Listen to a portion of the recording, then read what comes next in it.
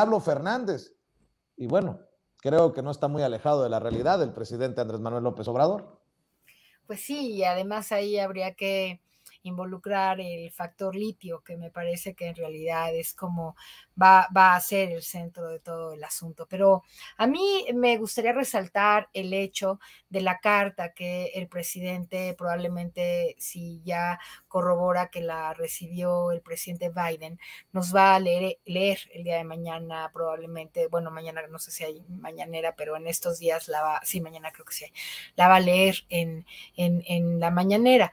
Él escribió a Biden, como ya todos lo sabemos, una carta en la que le está explicando, ¿no?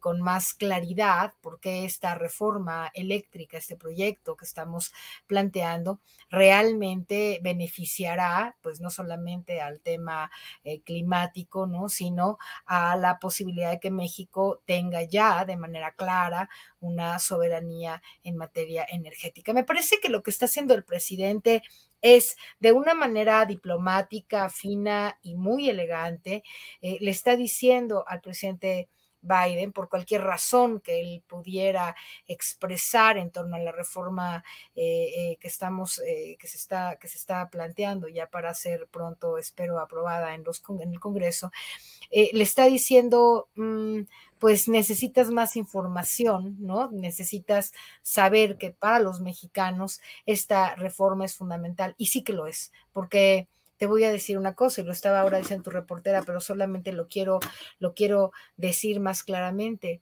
El litio, México ocupa el 10º lugar en reservas conocidas, en recurso conocido de litio en el mundo. Falta, y sin embargo, explorar mucho más para saber si todavía ocuparíamos un lugar más alto, no solamente el 10º lugar. Pero lo más importante de esto es que lo que está planteando hoy la reforma eléctrica es que debemos tener, la nación debe tener el dominio sobre el litio, porque de no aprobarse la reforma que se está planteando, podemos correr el riesgo de perder la posibilidad de que sea el Estado exclusivamente quien tenga la posibilidad de explotar este mineral, porque en la ley minera que actualmente existe no se hace la distinción entre los otros 118 minerales y el propio litio. Entonces hay un riesgo muy alto. Yo creo que esa es la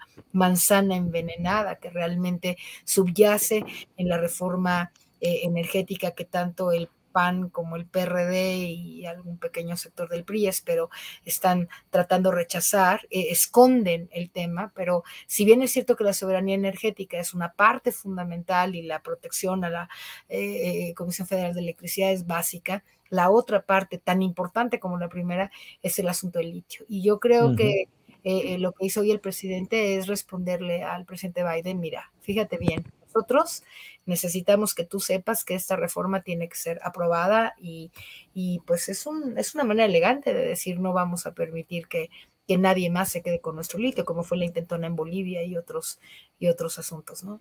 No se te ocurra meterte, por si acaso, ¿no?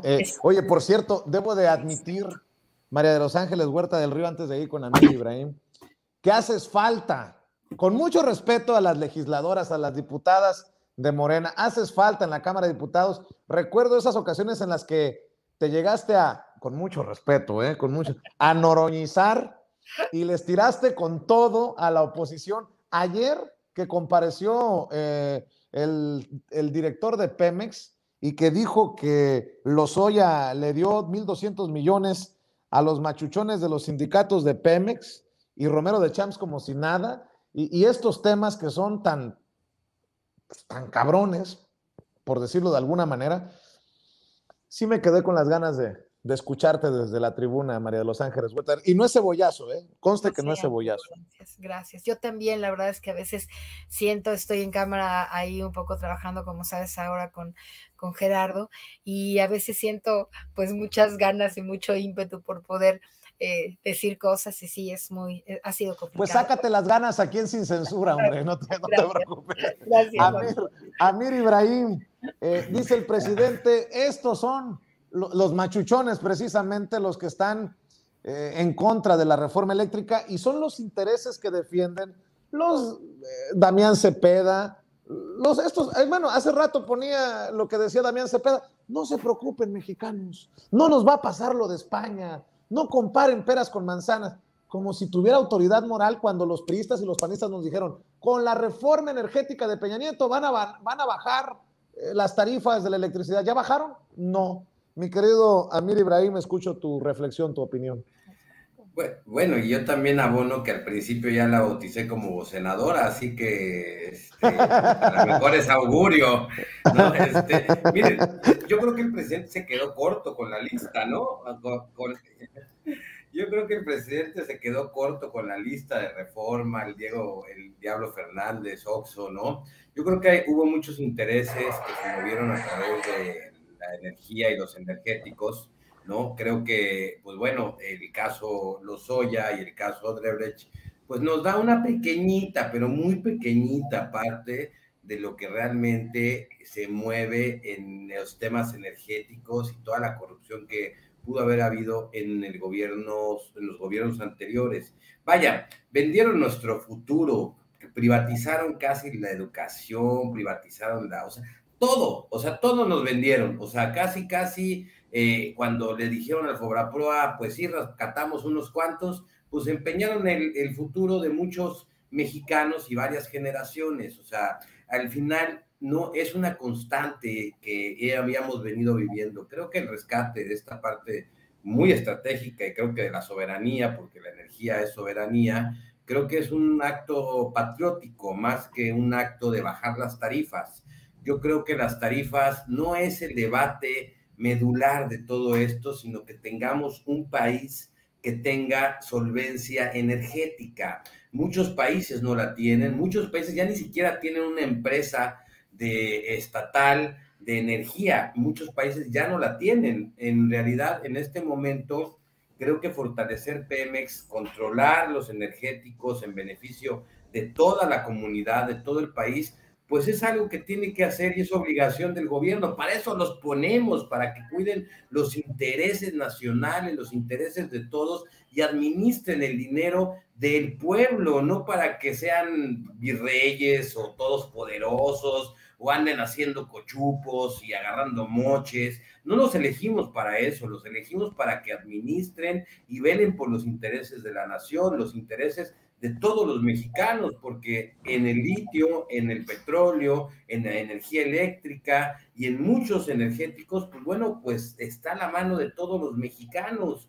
Bueno, ya vimos que hasta hicieron gasoductos para traer y pues bueno, se comprometieron contratos súper millonarios que pues han tenido que negociar y que eran súper injustos pagarlos y que bueno, fueron en pro de unas cuantas personas. Y es que esta era la constante de los gobiernos anteriores, beneficiar a un pequeño grupo de personas, de la élite, los que tenían los grandes negocios. Nos los está ejemplificando el presidente nada más, poniendo como ejemplo a Oxxo, al Diablo Fernández, al Reforma, este grupo selecto de personas que se creían los dueños de todo el patrimonio mexicano y que pues se llevaban los grandes negocios. Creo que estamos en un acto soberano, más que en un acto de ahorro de energía y de tarifas, estamos en un acto de darle a nuestro país una condición soberana energética. Y creo que eso es un gran debate, y es que por eso se lo explica a Biden, porque Biden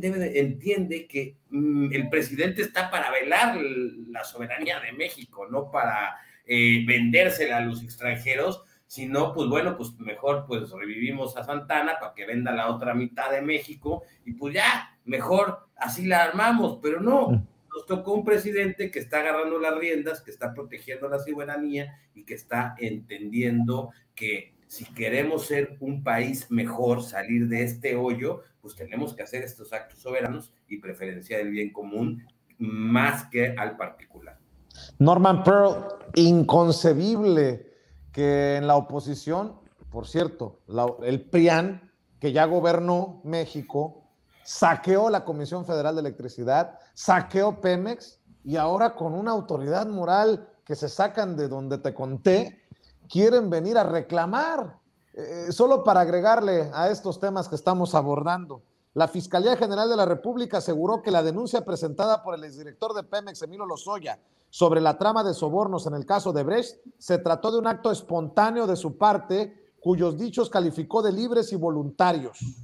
El Ministerio Público de la Federación desestimó cualquier posibilidad de haber forzado a Lozoya a cambio de beneficios y también rechazó que durante su detención en España y posterior traslado a México se le haya sugerido realizar el escrito en el que acusó de actos de corrupción a los expresidentes Enrique Peña Nieto, Felipe Calderón y Carlos Salinas de Gortari, así como una decena más de actores políticos de primer nivel, como el exsecretario de Hacienda y Crédito Público Luis Videgaray y el excandidato presidencial del PAN Ricardo Anaya, entre otros. Norman Pearl.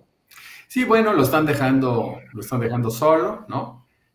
Tratan de hacer saber que no era de los suyos, ¿no? Que fue una posesión individual y bueno, pues ahora sí es todo mundo contra Lozoya, independientemente de que la justicia debe estar persiguiendo y en su momento, bueno, no persiguiendo, castigando a Lozoya. Fíjate que yo quisiera recordar un poquito el planteamiento de la carta que no conocemos todavía en detalle, enviada por parte del presidente López Obrador al presidente Biden. Aquí realmente lo que hace desde mi punto de vista es, más que justificar una reforma eléctrica que tiene una serie de contenidos bastante razonables, yo diría que hasta de gran apertura para la propia iniciativa privada, es fijar una postura del país ante el calentamiento global, ¿no? Y esto porque Biden ha tomado una posición junto con Kerry, lo sabemos, para defender hasta donde sea posible la circunstancia del mundo, ¿no? Este calentamiento global.